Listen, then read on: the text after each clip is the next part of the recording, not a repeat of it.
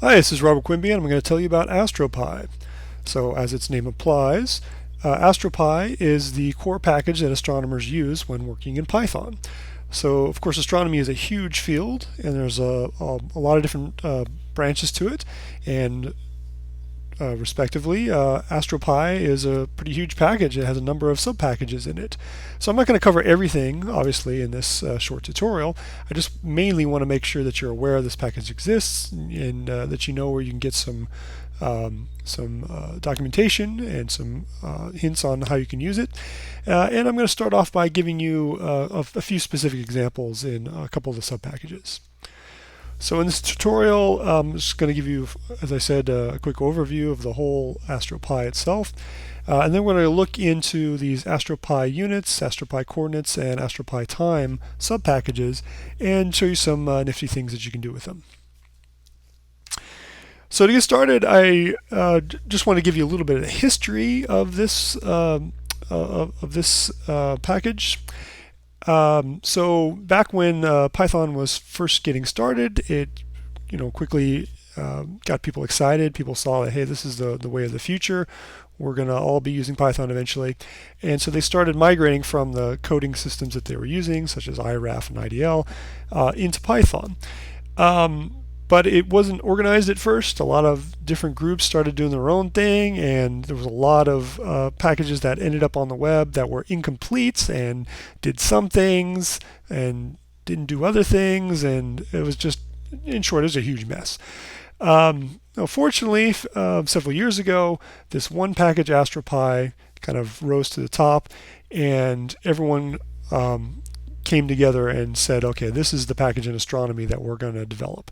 So this is now the go-to package for Python computing in astronomy, and that's what I'm going to be telling you about.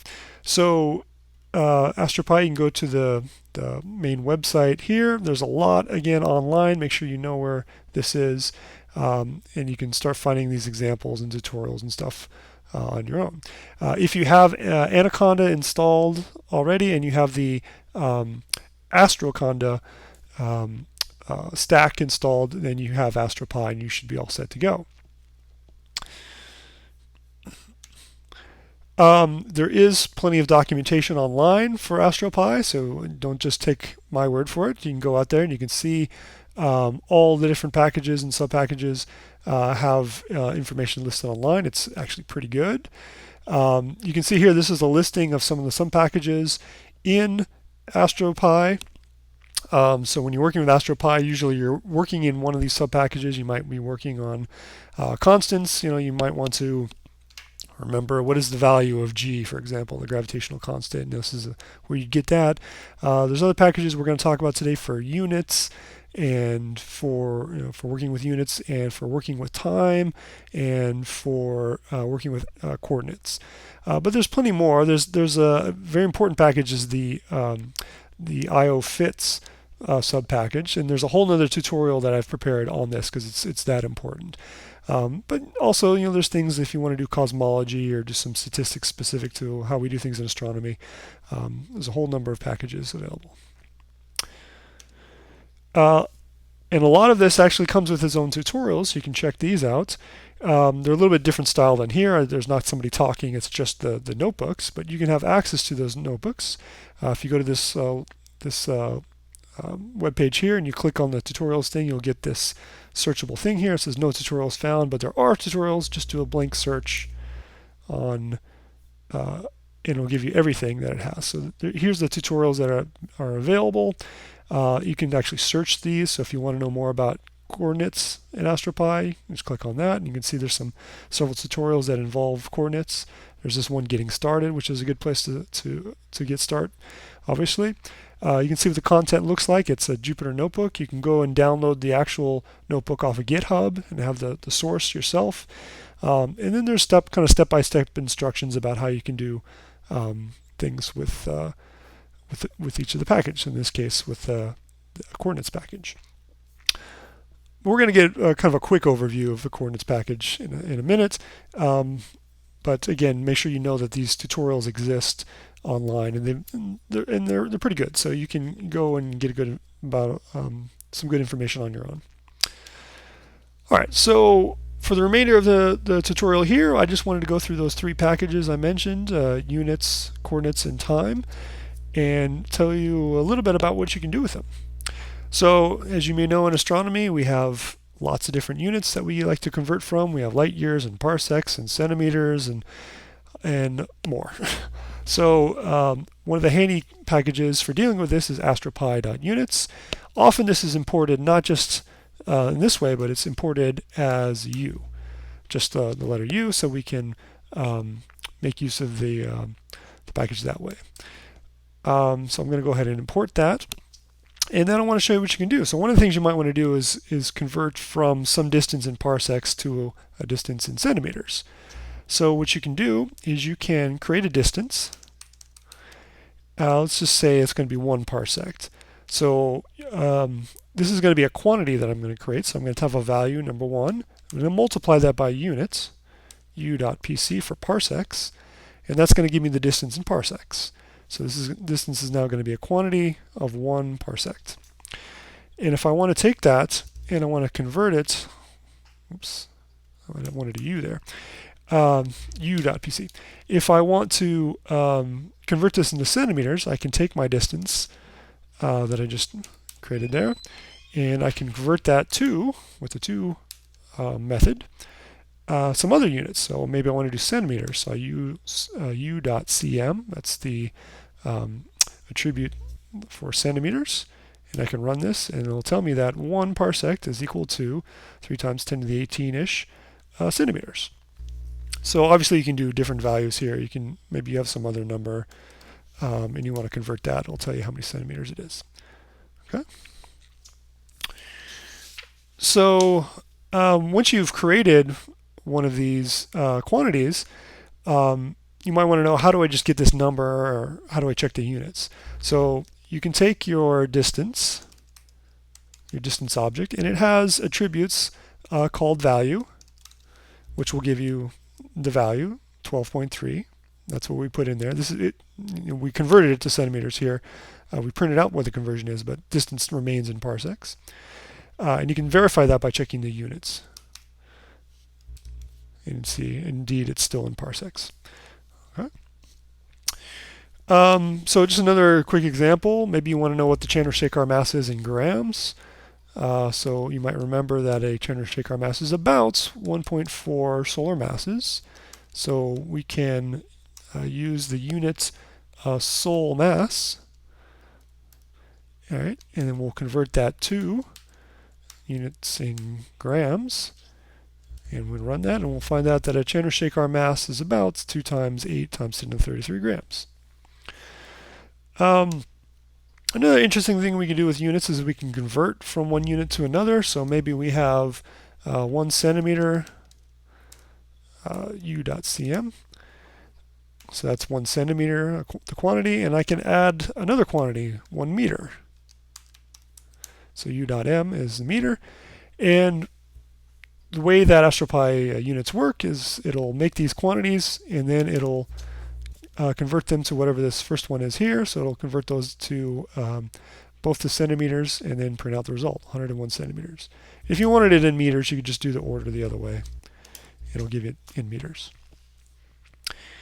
And one last thing on this, if you really want to work with imperial units like feet and inches, you can do that as well. So you can import imperial from the AstroPy units, and then you can say say maybe 12 times imperial inches, and now you have inch 12 inches. And then if you wanted to convert that to into imperial feet, for example, you can find that, of course, 12 inches is 1 foot. All right. So let's move on to the next package. This is AstroPy coordinates. So the way this is, well, there's a lot to AstroPy coordinates. There's quite a large package. There's one thing I want to focus in particular, which is the sky coord object. So from AstroPy coordinates, we're going to import just the sky coordinate. It's a lot more in this sub package, but we're just going to start with one very handy object, which is skycord. And what you can do with skycord is you can represent positions on the celestial sphere. So we can define a coordinate to be a skycord, and we can put in now a position, and we have a number of options about how we want to define this position in the sky. So we can just put in as a string the RA and dec. So maybe I'll put in some number, and that's the right ascension, and the declination. I can just put this all together in one string.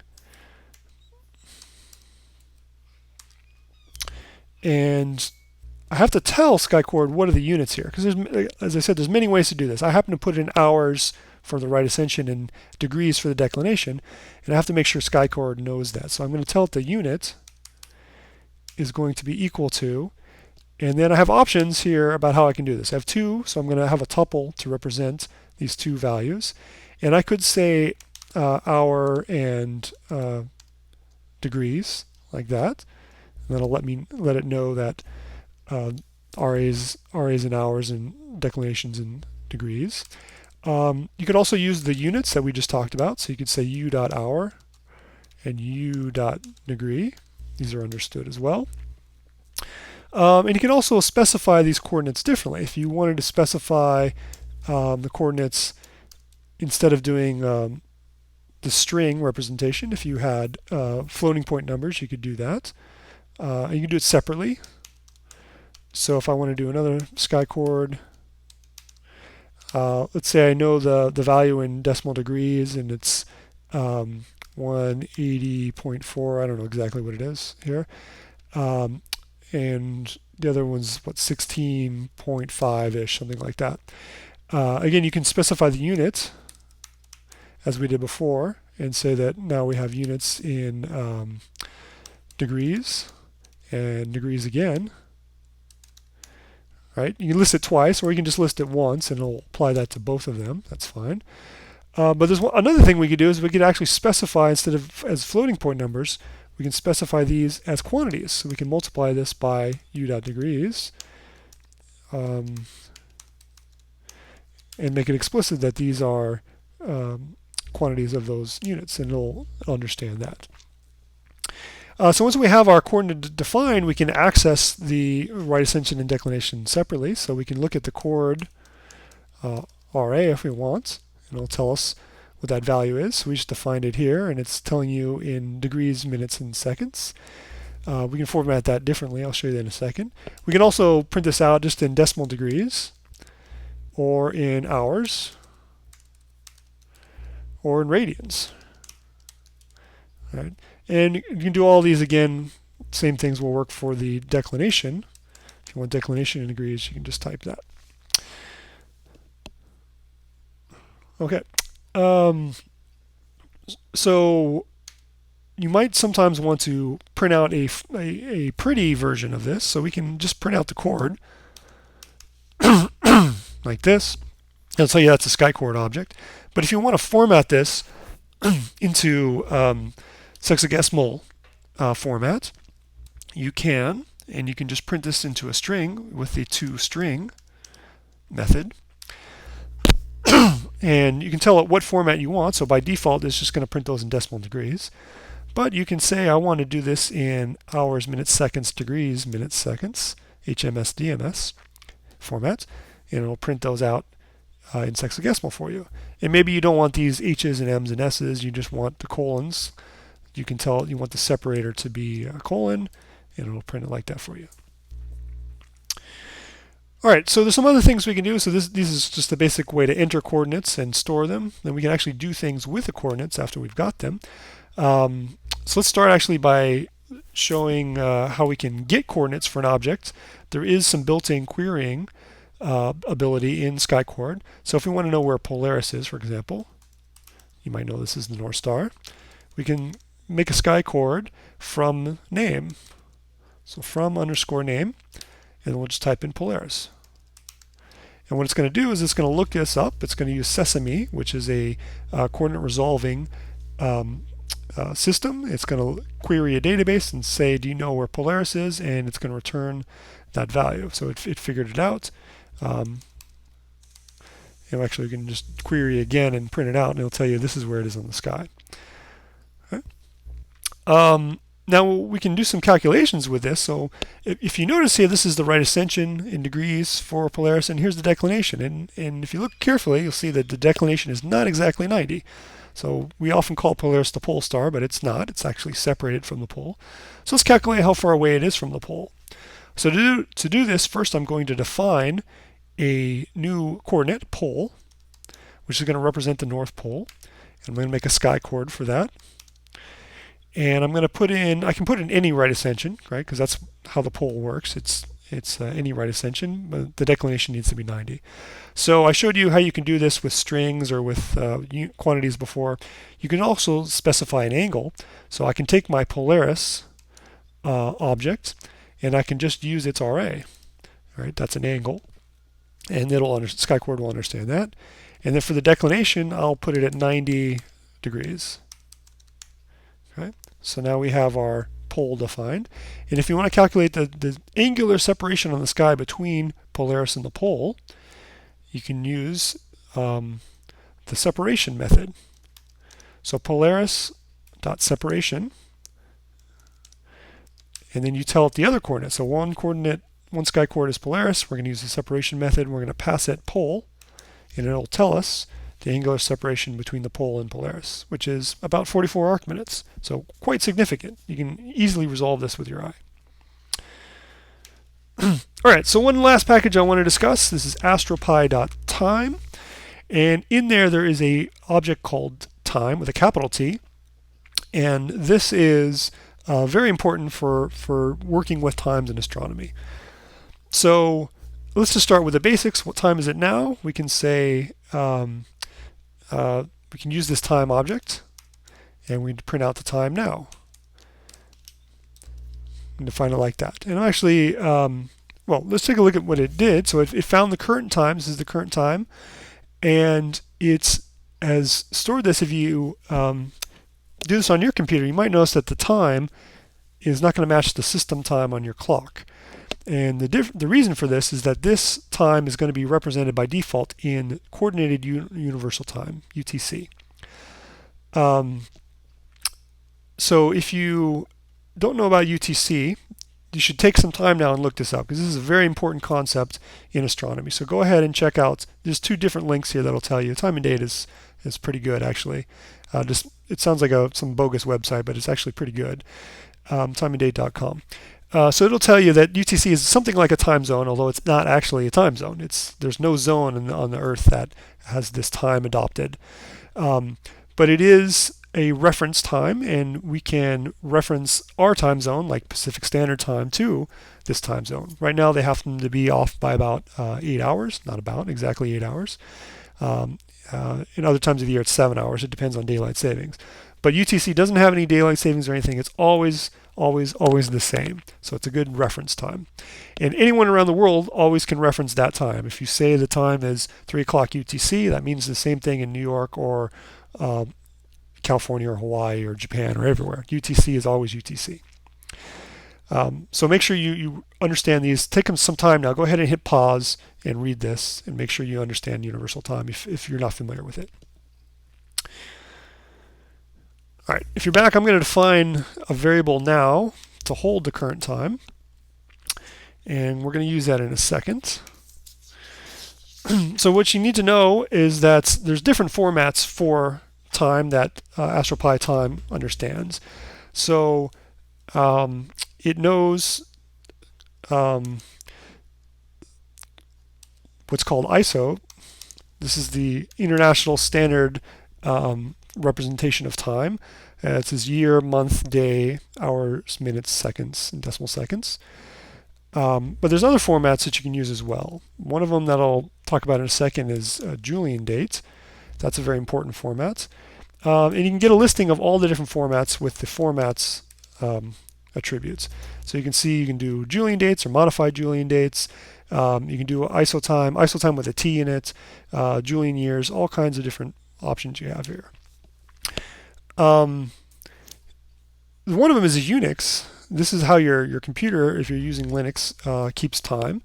You can take a look at this. If we take now and we look at the Unix representation of the time, it'll give us this weird number here. And this number is actually the number of seconds that have elapsed since some reference epoch. That's how Unix keeps track of system time. We can figure out what that is. So first I can convert this into a quantity. I'll multiply this by seconds. All right. And then, so that just gives me a number of seconds, not very exciting. But then what I can do is I can take my current time now, or it was my current time a few minutes ago at least, and I can subtract off this number of seconds. It'll give me a time object. Right, so we just took the current time, subtracted off this number of seconds. It gives me a new time, and now we can see how Unix time is defined. It's defined as seconds from 1970 on January 1st. Pretty close to that. Time is very difficult, so let's not worry about the 30 seconds there. But yeah, your system time is basically referenced to 1970. All right, so I mentioned that you can have Julian dates.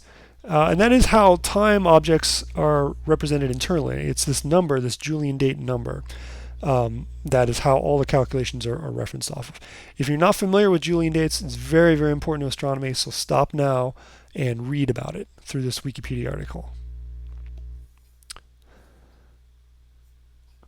All right, so hopefully now you've read the article. If you haven't, again, stop and seriously read this. It's important.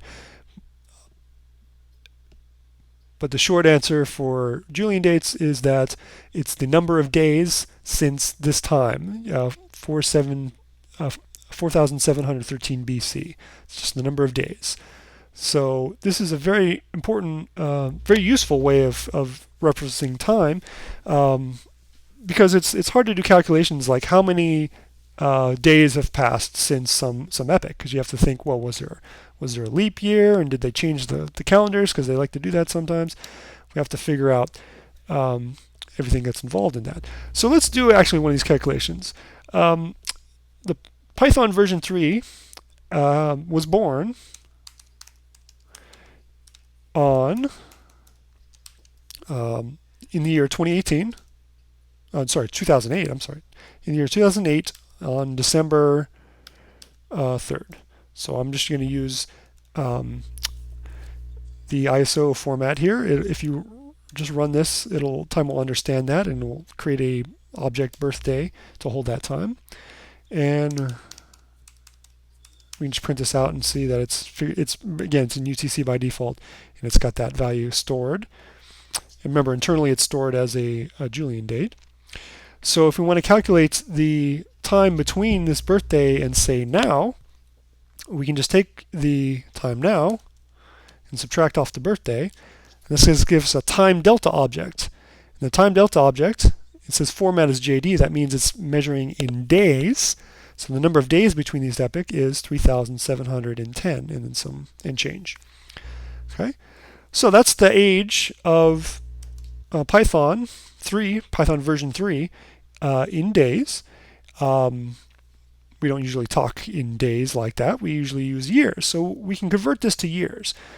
Now this is an important thing to note. Again, some years have leap years and some years don't. So how many years is that? Well, what we do in astronomy is we've defined something called a Julian year. A Julian year, by definition, is 365.25 days. That's one Julian year. So if I say something happened 5 years ago, in astronomy that means 5 Julian years, so this many days. So you can kind of see what this 0.25 does here. About every 4 years we have on average we have a leap year, so that's accounting for that. So if I run this, we can see that we have 10 years that have passed. So it still says it's JD because I'm dividing it here. But if I do this, okay, that's what I want to do. So I've taken my day, my date in days and converted it into years. So about 10 years ago is when